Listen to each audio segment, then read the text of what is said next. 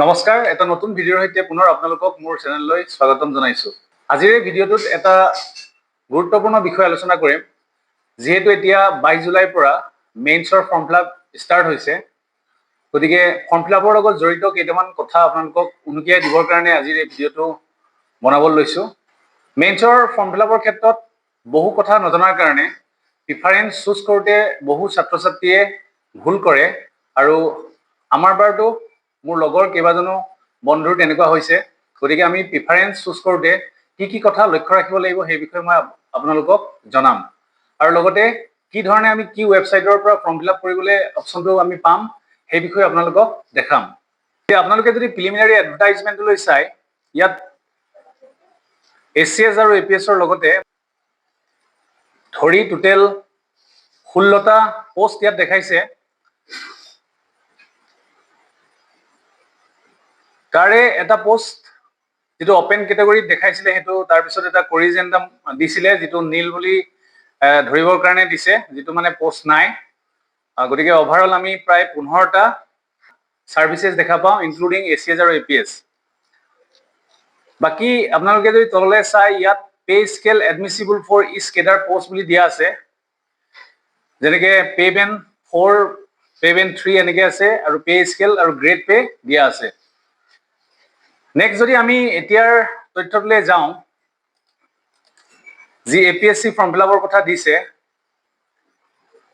Online mode হ'ব 22 July 2025 12 নোনৰ পৰা 5 আগষ্ট 2025 5 বজালৈকে, আবেলি 5 বজালৈকে ফৰ্ম ফিল আপ হ'ব, আৰু পে'মেণ্ট 7 আগষ্ট 2025লৈকে একচেপ্ট কৰা হ'ব, লাষ্ট ডেট ফৰ পে'মেণ্ট।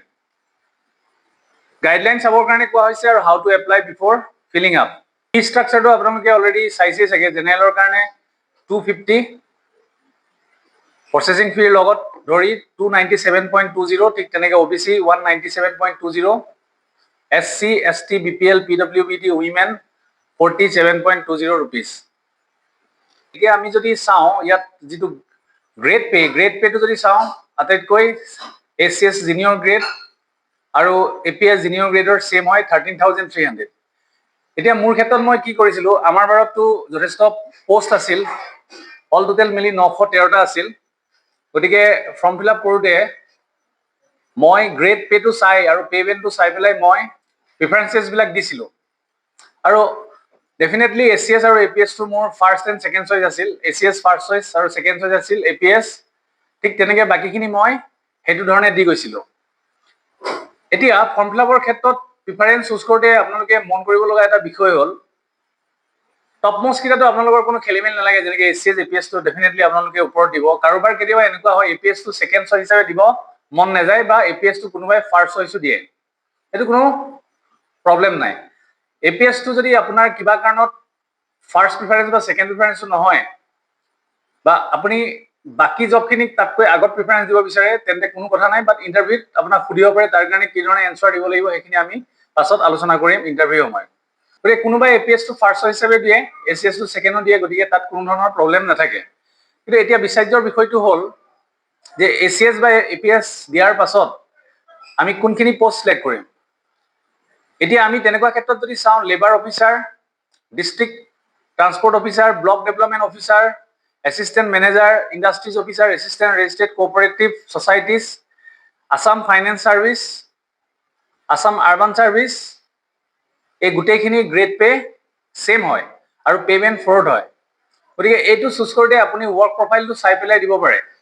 যেনেকে ভিডিঅ'টো বহুতে হয়তো থাৰ্ড চইচত দিব পাৰে, কাৰোবাৰ ভিডিঅ'টো ভাল লাগে, কোনো কথা নাই, ভিডিঅ'টো আপোনালোকে থাৰ্ড চইচত দিব পাৰে। কিন্তু ভিডিঅ'ৰ ৱৰ্ক প্ৰফাইলটো খুব হেক্টিক হয়, গতিকে কোনোবাই বোলে ভাবিলে মই ভিডিঅ' নিদি পেলাই ডিষ্ট্ৰিক্ট ট্ৰান্সপৰ্ট অফিচাৰ দিওঁ, গতিকে তেনেকুৱা ধৰণে আপোনালোকে থাৰ্ড, ফ'ৰ্থ, ফিফ্থ চইচটো দিব পাৰে। আছাম ফাইনেন্স ছাৰ্ভিচটো এটা খুব ধুনীয়া ছাৰ্ভিচ, যাৰ জৰিয়তে আমি প্ৰথম চিলেক্ট হৈ পেলাই ট্ৰেজাৰী অফিচাৰ বা পাওঁ, গতিকে সেইটো এটা খুব ভাল লগা ছাৰ্ভিচ হয়। আৰ্বান এডমিনিষ্ট্ৰেটিভ ছাৰ্ভিচটো আমাৰ বাৰৰ পৰা ষ্টাৰ্ট হৈছে, মিউনিচিপালিটি বৰ্ডৰ এক্সিকিউটিভ অফিচাৰ হিচাপে থাকে। গতিকে আপোনালোকে ইউটিউবত যদি চাৰ্চ কৰে, প্ৰত্যেকটো পোষ্টৰ ৱৰ্ক প্ৰফাইল কিছুমান ইউটিউবাৰে দি থৈছে, কেনেকে প্ৰমোচনেল অপশ্যনবোৰ থাকে সেইখিনিও আপোনালোকে বিবেচনা কৰিব পাৰে। কিন্তু আৰু যদি আমি লক্ষ্য কৰোঁ পাছৰ যিখিনি পোষ্ট আছে 9400 স্কেলৰ গ্ৰেড পেৰ যিখিনি পোষ্ট আছে যেনেকৈ ইনস্পেক্টৰ অফ টেক্সেছ বা inspector of labour inspector of excise গতিকে সেম গ্ৰেডৰ ডিফাৰেঞ্চিয়েট কৰোঁতে আপোনালোকে কোনটো আপোনালোকৰ ইণ্টাৰেষ্ট বেছি সেইটোৰ ওপৰত আপোনালোকে চাব ওপৰ ফালৰ পৰা দি আহিব আৰু একেবাৰে শেষত ধৰি ল'লো আপুনি গ্ৰেড পে বোলে অডিট অফিচাৰটো আপুনি তলত দিলে কাৰোবাৰ কাৰণে অডিট অফিচাৰটো ভাল লগা পোষ্ট হ'ব পাৰে এতিয়া কথা হ'ল আপুনি ধৰি ল'লো অডিট অফিচাৰটো আপুনি অডিট যিটো সাৰ্ভিস সেইটো আপোনাৰ 9100 গ্ৰেড পে আছে এইটো আপুনি একেবাৰে লাষ্টতো চইচ দিব পাৰে কোনো কথা নাই কিন্তু বোলে এইটো আপোনাৰ খুব ভাল লগা চইচ হয় আপুনি বোলে খুব আগত দি দিলে কিন্তু আপোনাৰ মাৰ্কসটো বোলে ইমানেই ধুনীয়া আছিল যে আপুনি অডিট অফিচাৰ ওপৰৰ গ্ৰেড পে বা পে বেণ্ড 4 আপুনি এটা জব পোৱাৰ সম্ভাৱনা আছিল কিন্তু যেহেতু আপুনি সেই পে বেণ্ড 4 বা গ্ৰেড পেটো বেছি থকা পোষ্টটোকে আপুনি অডিট সাৰ্ভিসটো ওপৰত দি দিলে তেন্তে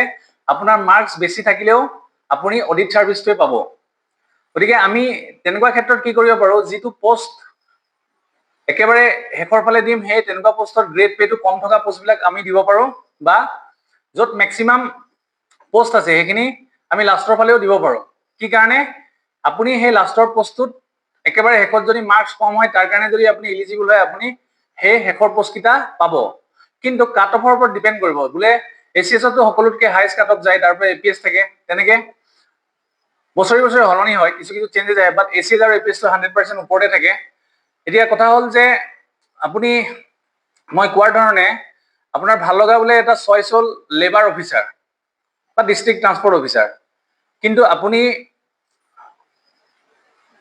লেবাৰ অফিচাৰ বা ডিস্ট্ৰিক্ট অফিচাৰটো আপুনি দি দিলে 9400 গ্ৰেড পে বা পে বেণ্ড 3 এটা জবৰ তলত যেনেকৈ ধৰিলো ইনস্পেক্টৰ অফ টেক্সেছটো যদি আপুনি 3 নম্বৰ দি দিলে আৰু 4-5 দি দিলে ভুলতে লেবাৰ অফিচাৰ ডিস্ট্ৰিক্ট অফিচাৰ এতিয়া আপোনাৰ যিটো মাৰ্কস হ'ব ধৰি ললো labour officer district transport officer কাৰণে আপুনি এলিজিবল আছিল বাট যেহেতু আপোনাৰ থাৰ্ড চইচ হৈ গ'ল inspector of taxes pay band 3 grade pay 9400 আপুনি কিন্তু ইনস্পেক্টৰ অফ টেক্স পোষ্টটোহে পাব গতিকে প্ৰিফাৰেন্স চুজ কৰোঁতে আমি সেই কথাখিনি লক্ষ্য কৰিম আৰু বেষ্ট ৱে হয় যদি আপুনি কোনো বাকি পোষ্টৰ ওপৰত যদি আপোনাৰ বিশেষ ধাৰণা নাই বাট এজ এ সিভিল সাৰ্ভেন্ট আপুনি যেহেতু পৰীক্ষাটোত এটেন্ড হৈছে এসিএস আৰু এপিএছৰ লগতে আপুনি সকলোবিলাক জবকে সমানে গুৰুত্ব দিয়ে আৰু আপুনি এলিট সাৰ্ভিসৰ কোনোবা এটাত পালে আপোনাৰ কাৰণে হৈ যায় তেন্তে আপুনি গ্ৰেড পে আৰু পে বেণ্ড ওয়াইজ আপুনি দি যাব পাৰে কোনো কথা নাই লাষ্টৰ ফালে পে বেণ্ড 3 টো দিলে আৰু গ্ৰেড পে একেবাৰে কমৰটো দিলে এতিয়া তেনেকুৱা ক্ষেত্ৰত আৰু এটা বস্তু আমি চাম যে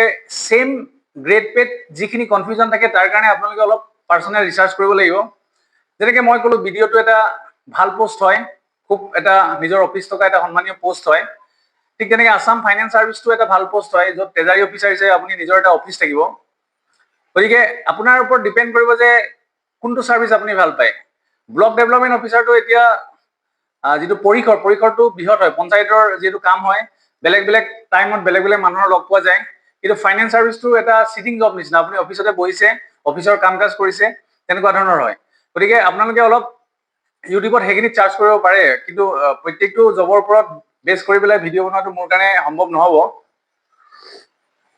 কাৰণ বাকিখিনি টপিকো কভাৰ কৰিব লাগিব গতিকে এই ধৰণে আপোনালোকে প্ৰিফাৰেন্সখিনি চুজ কৰিলে আপোনালোকৰ কোনো ধৰণৰ কনফিউজ নাথাকিব আপোনাৰ পোষ্ট সিলেকশনটো ডিপেন্ড কৰিব যে আপোনাৰ ইন্টাৰেষ্টটো কেনেকুৱা আৰু কিটো ওপৰত বেছ কৰি আপুনি তাক চুজ কৰিছে আৰু ওপৰৰ পৰা তললৈ আপুনি দিওঁতে কেইবাটাও কথা কনসিডাৰ কৰিব যেনেকৈ পোষ্ট কিমান আছে এইটো চাব এসিএস আৰু এপিএস তো বাদেই দিছো এইটো কাৰণ সকলোৰে এটা ভাল চইচ হয় এতিয়া লেবাৰ অফিচাৰ ওপেন ক্যাটাগৰীত এটা আছে বাকি ওবিসি ৰিজাৰ্ভত এটা আছে ঠিক তেনেকৈ দুটা হৈ গ'ল ডিস্ট্ৰিক্ট ট্ৰান্সপোৰ্ট অফিচাৰ দুটা ব্লক ডেভেলপমেন্ট অফিচাৰ টোটেল হৈ গ'ল 9টা ৰিজাৰ্ভ ফৰ উইমেনত দুটা আছে টোটেল 11 দেখাইছে গতিকে ওপেন ক্যাটাগৰীটো টোটেল দেখাইছে 4টা তাৰে এটা কিন্তু ৰিজাৰ্ভ ফৰ উইমেন হয় অৰ্থাৎ 3টা আছে মেলৰ কাৰণে আৰু ফিমেল গুটেকিটাতে সোমাই পৰিব গতিকে পোষ্ট বিলাকো আমি চাম কিমানটা পোষ্ট আছে এতিয়া যেনেকৈ ইনস্পেক্টৰ অফ টেক্সেছ পোষ্টটোৰ গ্ৰেড পে হ'ল 9400 গতিকে এইটো আপোনালোকে ওপৰত নিদি লাষ্টৰ ফালেও দিব পাৰে কাৰণ একেবাৰে বাকিখিনিত যদি আপোনাৰ সম্ভাৱনা নাথাকে এলিজিবিলিটি যদি নহয় তেন্তে আপুনি ইয়াত পোৱাৰ চান্স থাকিব কাৰণ ইয়াত ম্যাক্সিমাম পোষ্ট আছে গতিকে কাট অফটো অকমান কমিব ঠিক তেনেকৈ এনেকুৱা বেচিছতে আপোনাৰ পোষ্ট প্ৰিফাৰেন্সখিনি চোৱা হয় তাৰ পাছতো যদি আপোনালোকৰ কিবা ডাউট থাকে মোক ডাইৰেক্টলি সুধিব পাৰে কমেন্ট কৰিলে মই প্ৰত্যেকটো কমেন্টৰ ৰিপ্লাই দিওঁ আৰু এতিয়া এইখিনি কথা কোৱাৰ পাছতে মই কেনেকৈ প্ৰচিডিউৰটো কৰিব লাগিব, কেনেকৈ ৱেবছাইটটোত যাম, কি ধৰণৰ ৱেবছাইটটোত আমি যাম বা কেনেকৈ লগ ইন কৰিম, সেই গোটেইখিনি আপোনালোকক দেখাম। গতিকে এই কথাখিনি আপোনালোকে মনত ৰাখিব। আৰু এটা কথা ঠিক যে মেইনছৰ যি ফৰ্ম ফিল আপ একেবাৰে শেষৰ ফালে থৈ নিদিব। মানে শেষৰ ফালে থৈ দিলে কেতিয়াবা বহুত ইণ্টাৰনেটৰ প্ৰব্লেম আহে বা কিবা কাৰণত প্ৰব্লেম হ'ব পাৰে, পে'মেণ্টৰ ইছ্যু হ'ব পাৰে। গতিকে সোনকালে আপোনালোকে চিলেক্ট কৰিব আৰু সোনকালে আপোনালোকে ফৰ্ম ফিল আপটো কৰিব। তাৰ আগতে 2-3 দিন ৰৈ পেলাই আপোনালোকে অকণমান ৱৰ্ক প্ৰফাইলখিনি চাব পাৰে, যদি ইচ্ছা আছে সেইটো কৰিব পাৰে। গতিকে এই ধৰণে আমি ফৰ্ম ফিল আপটো কৰিম। আৰু ইয়াততো ডেটটো অলৰেডি দিছে, আপোনালোকে গম পাইছে, 11 অক্টোবৰ, 12 অক্টোবৰ, 13 অক্টোবৰ আপোনালোকৰ পৰীক্ষা আছে। আৰু মেইনছৰ পাছতো কিছু আপোনালোকৰ ডাউট থকা কথা থাকিব আফটাৰ ৰিজাল্ট, কি ধৰণে ইণ্টাৰভিউৰ কাৰণে প্ৰিপেয়াৰ কৰিম বা কেনেকৈ মেডিকেল কৰাব লাগিব, এই গোটেই কথাখিনি আমি আলোচনা কৰিম। গতিকে আজিৰ টপিকটোৰ মূল বিষয়টোৱে হ'ল যে আমি মেইনছৰ ফৰ্ম ফিল আপ কৰোঁতে কি ধৰণে কি কথা বিবেচনা কৰিম, সেইটোৰ ওপৰতে আজি মই কথাখিনি দিলোঁ। আৰু আমি নটিফিকেশ্যন ৰিগাৰ্ডিং যদি কিবা লাগে আমি তেতিয়া apsc.nic.com যাম। বিশেষকৈ আমাৰ যিখিনি নটিফিকেশ্যন আহে এইটো ৱেবছাইটতে আহে, আপোনালোকে ডেফিনেটলি জানে নিশ্চয়। ইয়াত চিলেবাছ চাবৰ কাৰণে CC মেইনছৰ চিলেবাছখিনি পাব, 3 বছৰৰ প্ৰশ্নও দিয়া থাকে। নেক্সট ৰিক্ৰুইটমেণ্ট এডভাৰটাইজমেণ্টত গ'লে আপোনালোকে ৰিক্ৰুইটমেণ্ট বেচিছত যিখিনি নটিচ থাকে সেইখিনি পাব। আৰু লাষ্ট আপডেটত যিখিনি ৰিচেণ্টলি আহি থাকে সেইখিনি থাকে। এতিয়া ইয়াতে আমি পাম যে মেইনছৰ যিটো নটিফিকেশ্যন ইয়াতে আছে আৰু হাউ টু এপ্লাই আছে। হাউ টু এপ্লাইত কি কথা আছে আপোনালোকে এনেকৈ চাব পাৰিব। Guidelines for filling up online application form, online লিংকটো ইয়াত দিয়া আছে। কিবা কোৱাৰিজ থাকিলে আপোনালোকে ইয়ালৈ মেইল কৰিব পাৰিব।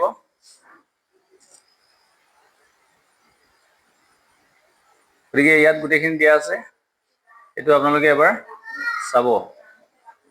এতিয়া ইয়াত যিটো লিংক হ'ল, এই লিংকটো এইটো হ'ল apsc.recruitment.in হয়। আৰু প্ৰিলিমিনাৰীৰ কাৰণে আপোনালোকে অলৰেডি প্ৰফাইল ক্ৰিয়েট কৰা আছে। এই চিষ্টেমটো খুব ভাল। আজিকালি প্ৰফাইলটোত চব এভৰিথিং থাকেই। আপোনাৰ প্ৰফাইলটো কিবা আপডেট কৰিব লগা থাকিলে, যদি কোৱালিফিকেশ্যন এড কৰিব লগা থাকে এড কৰিব পাৰে। আৰু যিকোনো পৰীক্ষা দিলে APSC আণ্ডাৰ ইয়াৰ থ্ৰুৱেদি হয়। এতিয়া কোনোবাই যদি ইয়াত পাছৱৰ্ড পাহৰিছে তেন্তে আপোনালোকে এই লগ ইনত ক্লিক কৰাৰ পিছত ফৰগট পাছৱৰ্ড মাৰিলে মেইলটো দি দিলে আৰু ডেট অফ বাৰ্থটো দি দিলে আপোনালোকৰ মেইলত এটা নতুন পাছৱৰ্ড যাব। এতিয়া এই ক্ষেত্ৰত লগ ইন কৰিম মই ইয়াত আপোনালোকে লগ ইনত গ'ল আৰু পাছৱৰ্ড যদি পাহৰিছে ফৰগট পাছৱৰ্ড মাৰিব। ফৰগট পাছৱৰ্ড মাৰিলে আপোনালোকৰ মেইলটো দিলে আপোনালোকৰ মেইললৈ উইথ ডেট অফ বাৰ্থ দি দিলে মেইললৈ এটা নতুন পাছৱৰ্ড যাব। ইয়াত মোৰ মেইলটো মই পুট কৰিম। নেক্সট পাছৱৰ্ডটো মই দিম।